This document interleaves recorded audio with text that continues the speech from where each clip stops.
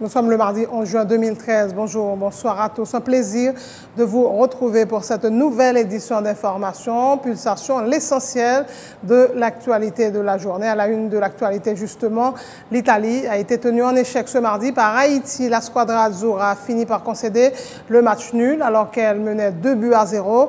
Les Grenadiers ont inscrit 2 buts pour égaliser dans les 5 dernières minutes de la rencontre. Ulrich Sorel sur pénalty à la 84e et Peguero Jean-Philippe à la 90e. Le gouvernement annonce la démission de la ministre des Haïtiens vivant à l'étranger. Bernice Fidelia serait titulaire d'un passeport américain selon le sénateur John Joel Joseph. L'intérim est assuré au MAV par le ministre des Affaires étrangères Pierre-Richard Casimir, informe la primature. Pour être nommé ministre, il faut être haïtien et ne détenir aucune autre nationalité. Au moment de la nomination, stipule l'article 172-1 de la Constitution de 1987 amendée. Les sénateurs Jean-Baptiste Bien-Aimé et Sylvain Irvinson Benoît exigent que l'action publique soit mise en mouvement contre Bernice Fidelia. Le premier sénateur de l'Ouest appelle le commissaire du gouvernement de Port-au-Prince, Maître Lucman Delille, à assumer ses responsabilités. À l'ouverture lundi de la 2e session ordinaire de l'année législative, la séance prévue pour 11 h a démarré avec plus d'1 heure et demie de retard. Lassés de poireauter au Parlement, les membres du corps diplomatique ont tous quitté la salle. Vous suivrez dans ce journal un reportage d'Emmanuel Paul. Lancement ce mardi à Port-au-Prince de la stratégie d'aide au commerce de la CARICOM en présence du président Michel Martelly et du directeur général de l'OMC Pascal Lamy en visite dans le pays. Une initiative de l'OMC visant à aider les pays les moins avancés à renforcer leurs capacités. L'actualité sur le plan international, les dispositifs de sécurité ont été renforcés devant l'hôpital où se trouve Nelson Mandela au 4e jour de son hospitalisation dans un état jugé grave. La Chine a lancé ce mardi sa plus longue mission spatiale habitée, une nouvelle étape cruciale dans sa marche ambitieuse vers le ciel. Voilà, mesdames et messieurs, pour le menu du journal.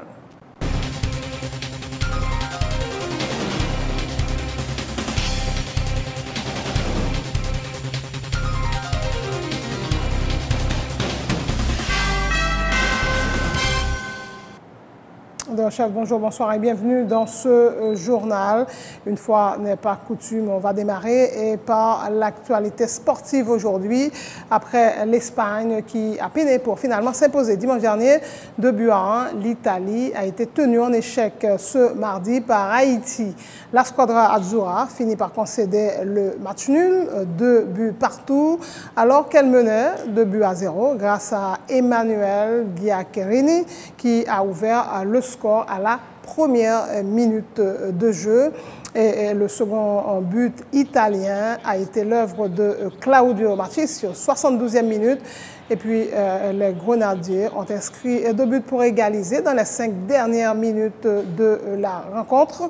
Ulrich Sorel sur penalty transformé à la 84e minute. Et puis Peguero Jean-Philippe allait marquer le but égalisateur à la 90e minute de jeu. Super but de Peguero.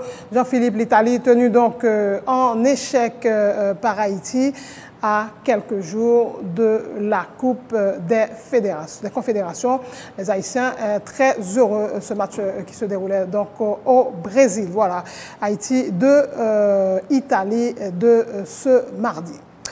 L'actualité sur le plan politique, l'exécutif annonce le départ de Bernice Fidelia du gouvernement. La ministre des Haïtiens vivant à l'étranger qui serait titulaire d'un passeport américain selon le sénateur John Joel Joseph. L'intérim est assuré au MAV par le ministre des Affaires étrangères Pierre-Richard Casimir, informe le bureau de la primature. Pour être nommé ministre, il faut être haïtien et ne détenir aucune autre nationalité. Au moment de la nomination, stipule l'article 172-1 de la Constitution de 1987 amendée. Emmanuel Paul. Elle a intégré le gouvernement en tant que ministre des Haïtiens vivant à l'étranger à la faveur du remaniement du cabinet ministériel le 8 août 2012. 10 mois plus tard, Bernice Fidelia a été contrainte de quitter son poste. L'intérim est assuré par le chancelier Pierre-Richard Casimir, informe la primature.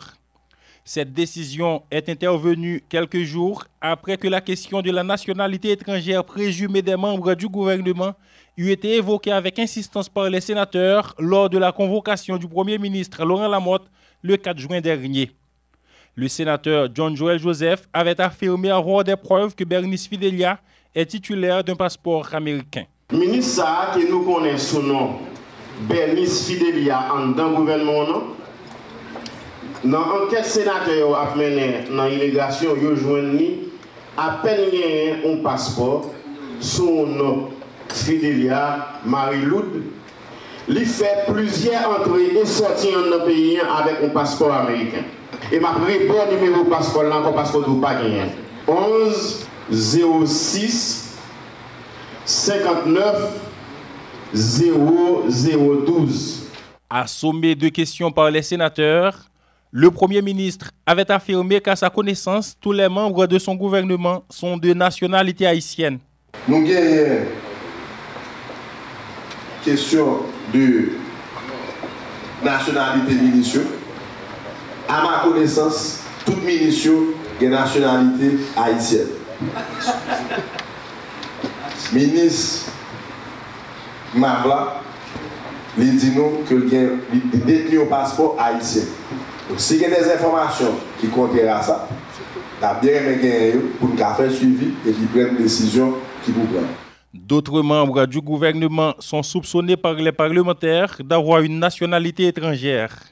À la séance du 4 juin dernier, le sénateur John Joel Joseph ne s'était pas fait prier pour citer des noms, tout en annonçant que le Sénat poursuit son enquête sur le dossier. Il y a un pile de rumeurs qui circulent dans la rue.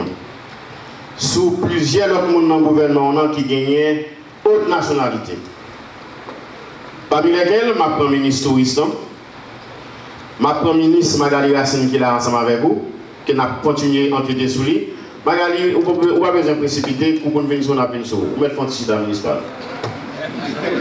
La péninsule, on travaille.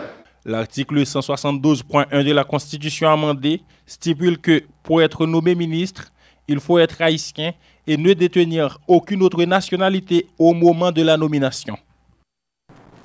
Voilà, le Parlement haïtien n'aurait pas encore été officiellement notifié de la démission de la ministre des Haïtiens vivant à l'étranger. Cependant, plusieurs parlementaires exigent que l'action publique soit mise en mouvement contre Bernice Fidelia. Le sénateur Steven Irvinson Benoît appelle le commissaire du gouvernement de Port-au-Prince, Maître Luc Mandeli, à assumer ses responsabilités. Je me donne Mme Fidelia démissionnaire. Moi, je me dit sur tout Facebook, sur tout Internet. Moi, Mme Fidelia, à président dans le match Miami dimanche soir.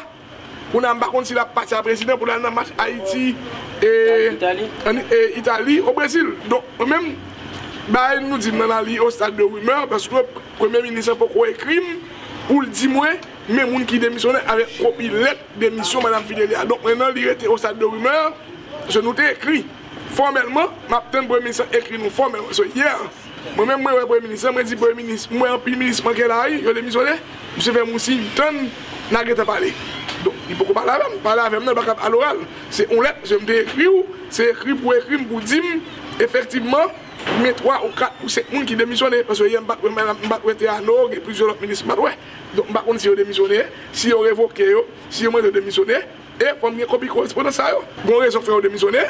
Est-ce que c'est faux, usage de faux, ou t'es fait pour te passer comme ministre? Le ça, commissaire gouvernement qui est toujours prêt pour prendre la presse à n'importe quel moment. Je suppose que n'importe quel moment, le commissaire gouvernement dit non, il va jouer à mon qui a fait faux.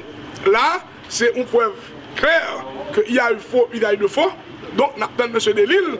Pour ça, pour moi, est-ce qu'il a bien courage pour mettre action publique en mouvement contre les amis présidents, les amis premiers ministres? Donc, c'est ça, là et là. Donc, il y a eu faux, il y a eu de faux, de toute façon. Et si Bernice Fidelia a trompé la vigilance du chef de l'État et du chef du gouvernement pour accéder au poste de ministre, tout en sachant qu'elle était de nationalité étrangère, et elle doit être poursuivie pour faux et usage de faux, dit le sénateur Jean-Baptiste Bien-Aimé. En revanche, si les deux têtes de l'exécutif avaient agi en connaissance de cause, la Chambre basse devrait mettre le président de la République en accusation pour permettre au Sénat de s'ériger en haute cour de justice pour le destituer, avance le parlementaire. Madame Fidelia a démissionné, et c'est bien. Mais si nous gagnons un parlement qui prend responsabilité, et dans la conférence des présidents, on va poser problème ensemble avec mes collègues sénateurs. Si la Chambre des députés veut prendre responsabilité, ils sont supposés mettre le président de la République là en accusation. Parce que ça, c'est un bagage grave côté que le Premier ministre a choisi avec le président pour nommer un étranger comme ministre. Un étranger qui a tout accès dans toute information pays, dans le plus gros secret que nous avons, il a nommé un étranger. Je ne pas dit pour mettre action publique seulement contre Mme Fidelia, mais si le Premier président pas voulu que le Parlement t'a mis en accusation et pour que nous constituions une majorité au niveau du Sénat pour révoquer le Premier ministre, il faut que vous mettez Mme Fidelia, si c'est lui qui induit en erreur, il faut mettre pour demander au commissaire gouvernement pour mettre action publique en mouvement contre lui. Si ce n'est pas le cas, je crois que pas seulement Mme Fidelia, ni Premier ministre, ni Président, ils ont une responsabilité parce qu'ils ont nommé un étranger qui violait l'article 172 de la Constitution pays. De ce fait qu'on y a, moi je crois que la Chambre des députés supposée préparer pour faire une mise en accusation pour le Sénat ériger dans la haute cour de justice pour juger le président Matéli et pour le Sénat prendre responsabilité pour révoquer le Premier ministre Laurent Lamotte parce qu'ils ont nommé un étranger comme ministre, ils ont violé l'article 172 de la Constitution pays.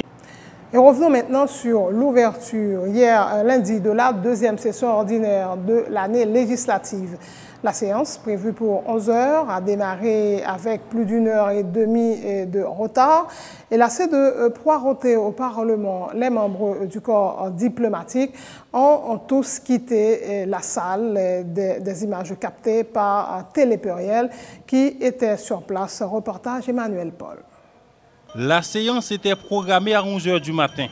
Cependant, à midi, il n'y avait que 10 députés dans la salle, alors que les membres du corps diplomatique invités à l'ouverture de la deuxième session ordinaire de l'année législative sont déjà à leur place. 30 minutes plus tard, au premier appel nominal, pas de quorum. Monsieur le Président de l'Assemblée nationale, Gérard Simon Dieusseur. Présent. Messieurs les secrétaires, Benoît Steven Urbenson. Présent. Messieurs, dames, les secrétaires, John Joseph Joël. Présent. Monsieur le député Dorfeuille Gandhi. Seulement 12 députés sont présents. Hormis le député Gluck Théophile, le président de la Chambre basse et les autres membres du bureau sont aux abonnés absents. Monsieur le vice-président de l'Assemblée nationale, Alexis Jocolbert. Messieurs, dames, les secrétaires Théophile Gluck et Pierre Fogli. Monsieur le Président de l'Assemblée nationale, l'appel nominal accuse la présence de 16 sénateurs et 12 députés. Très embarrassé, le président quitte son fauteuil pour aller présenter des excuses aux diplomates qui, lassés d'attendre, décident tous de quitter la salle.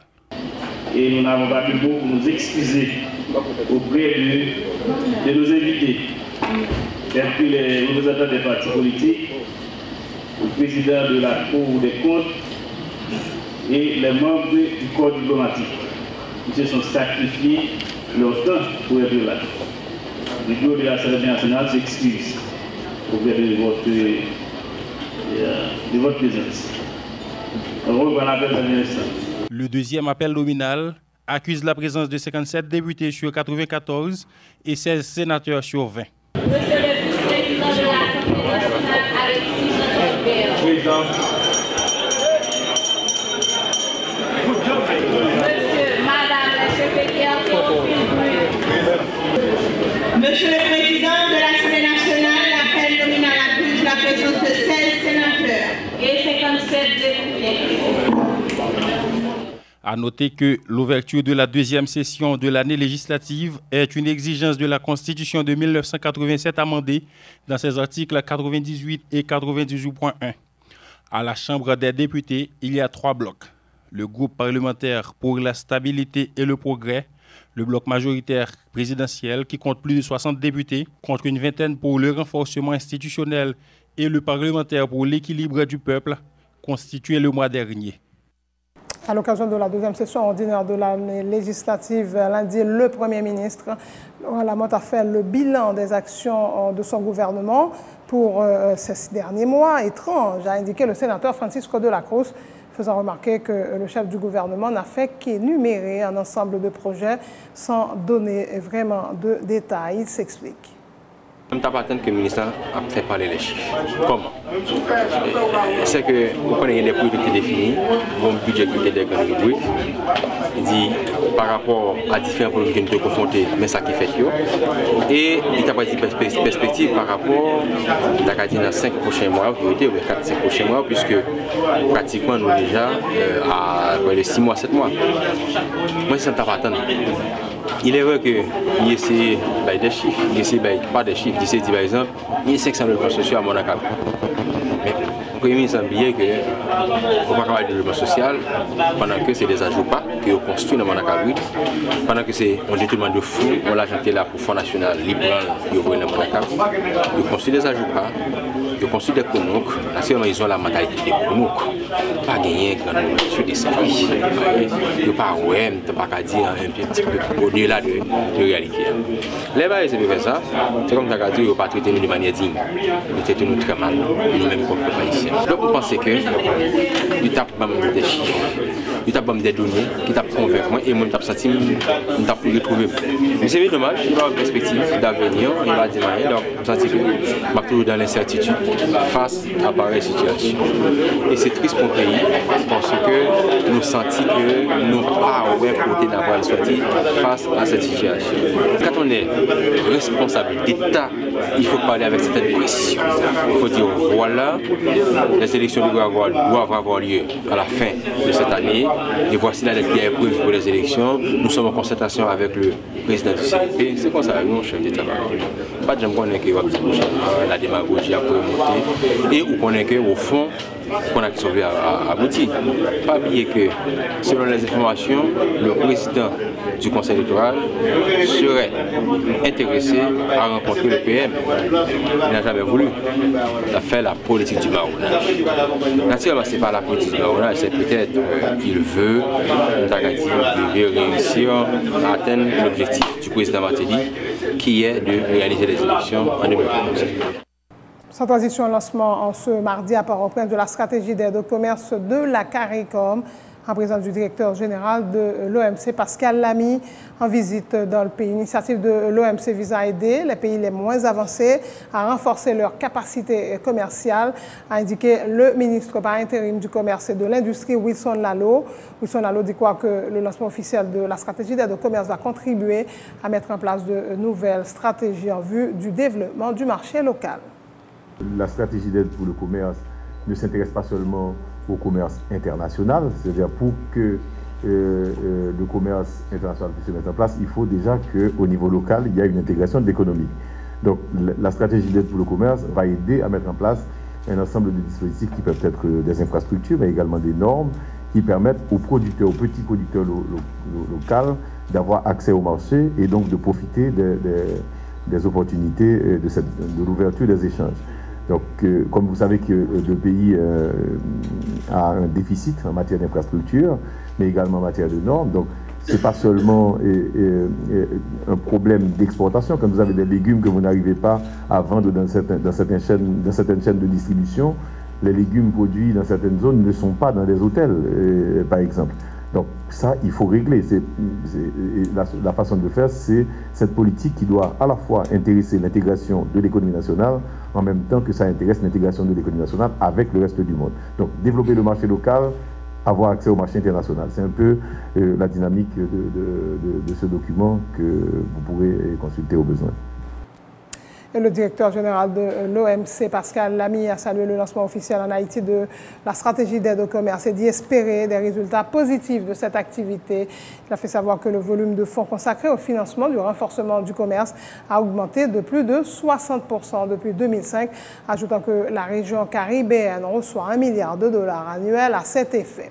Cette activité s'est déroulée en présence du président Michel Martelly. Il a fait savoir que l'exploitation des ressources régionales ne peut se faire que par la mise en commun des forces de tous les États de la région. Michel Martelly appelle les partenaires concernés, notamment la Banque caribéenne de développement, à œuvrer pour une amélioration du commerce régional. Le moment est donc venu pour les pays de la région de passer de la parole aux actes. Il nous faut notamment trouver des solutions permettant de lever les obstacles liés, par exemple, à la mauvaise infrastructure liée au commerce et à la connectivité. Il est un fait reconnu que la région fonctionne en dessous de son potentiel commercial. Les échanges intra-régionaux représentent à peine 15% de son commerce total. L'expansion du commerce et l'amélioration de la compétitivité sont indispensables au bien-être économique des populations de la région. Seule une concertation entre les États et la mise en commun de nos efforts et de nos ressources peuvent nous permettre d'exploiter le plein potentiel de la région en matière de commerce et améliorer de manière durable la situation économique et sociale de la région. Le momentum n'est pas en notre faveur. La région a donc l'intérêt à ce que les partenaires internationaux au développement agissent rapidement en tenant leurs promesses faites lors du lancement de l'initiative d'aide pour le commerce lancée à Hong Kong en 2005. Un pourcentage significatif de ces aides est disponible sous forme de prêts et est de plus en plus canalisé à travers les institutions financières de développement.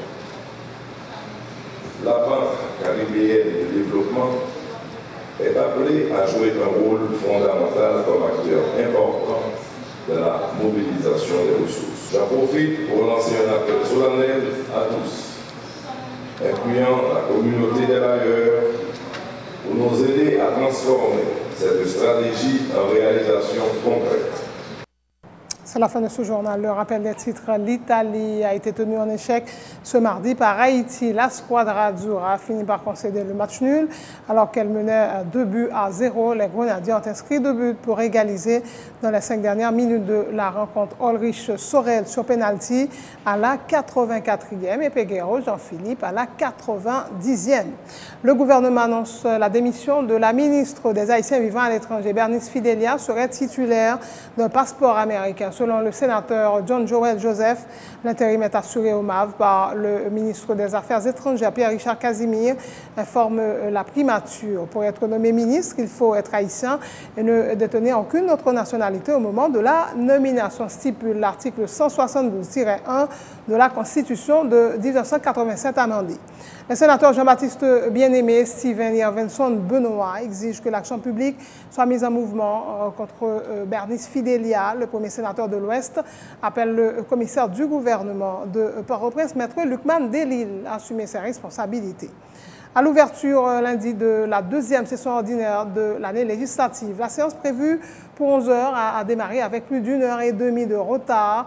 Lassés de poireauter au Parlement, les membres du corps diplomatique ont tous quitté la salle. Vous avez suivi dans ce journal un reportage de Emmanuel Paul.